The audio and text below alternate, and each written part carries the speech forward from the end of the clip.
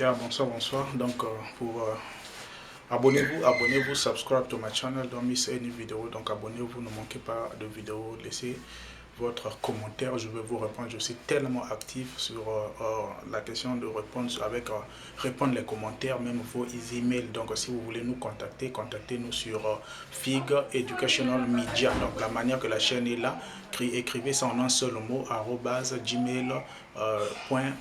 Donc, laissez-moi un email ou bien un message en commentaire, je vais vous répondre. Donc, je vous annonce déjà, il y a la page Facebook et le groupe sur la DV Loterie, toutes les questions reliées à la DV Loterie, reliées au visa du Canada, reliées au visa Schengen de l'Europe, reliées aussi à l'Australie et à la Nouvelle-Zélande, donc les pays là, donc vous avez déjà le groupe. Donc je veux juste donner un nom spécial qui sera un nom reconnu avec tout le monde. Donc je ne sais pas si je pensais donner à ça le groupe, que ça puisse être FIG Education Media, mais c'est vraiment difficile sur Facebook que les gens puissent s'orienter vers ça, surtout que quand il n'y a pas le mot DV et tout cela, ça va un peu parfois embrouiller les gens. Donc je ne sais pas si je vais donner ça DV Schengen Canada Visa, tout ça là, je sais pas, ou bien DV Loterie, tout ça là, je sais pas. Mais ce que vous pouvez faire, c'est que si vous avez un nom spécial, vous pouvez aussi laisser au niveau des commentaires, ça va me faire aussi du bien.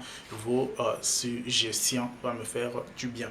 Donc à propos de la DV Loterie 2022, les questions et réponses que je vais prendre par rapport, je venais d'expliquer ça dans la vidéo que vous avez déjà commencé à suivre là, et surtout sur la DV 2022, il y a une vidéo que je vais publier maintenant.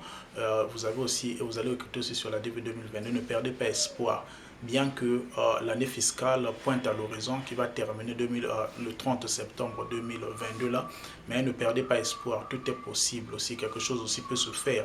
Donc tout ce que la DV Loterie a connu, la DV Loterie, ce sont les erreurs, ce sont les conséquences depuis la DV Loterie 2020, l'arrivée du Covid qui a fait foirer beaucoup de choses, et puis la catastrophe de la DV 2021 également, et puis la DV 2022 subie, et aussi la DV 2023 bien aussi, c'est que la DV 2023 peut-être ça va plus s'améliorer par rapport aux conséquences qui ont été dans les autres DV.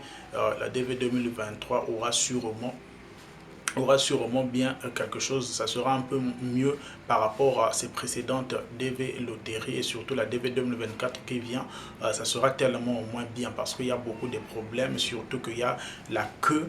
Donc il y avait beaucoup de choses qui n'étaient pas traitées, toute la queue là, tout ça là, c'est ce que les gens sont en train de subir aujourd'hui, même avec la DV 2022. Donc avec la DV 2022, l'erreur là où ça a commencé, c'est d'abord l'annulation de la procédure. C'est une bonne chose, l'annulation de la procédure d'envoyer les documents pour la vérification au niveau du Kentucky Consulate Center. Mais sauf que elle a été faite tellement en retard. Rappelez-vous, c'était juste cette note là cette décision a été effective au niveau de octobre 2021. Donc ils avaient décidé maintenant que non, il n'y aura plus la vérification des documents. Avant, la procédure était tellement longue. Quand vous gagnez la DV Loterie, la première étape, vous devez remplir la fiche en ligne, la DS 260. Donc vous devez remplir la DS 260. Après cela, dès que vous soumettez la DS 260, vous attendez un temps, et le temps qu'il puisse vérifier la DS 260. Après, on va vous envoyer un email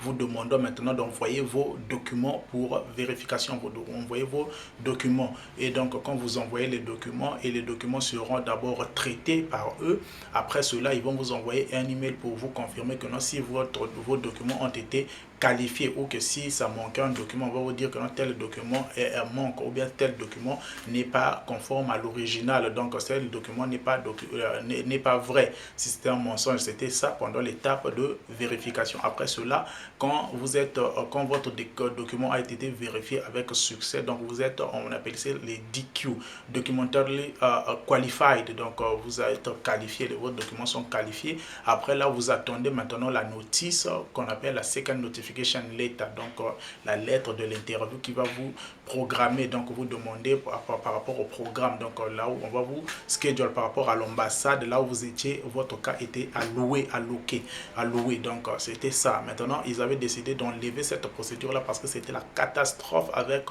la DV 2021.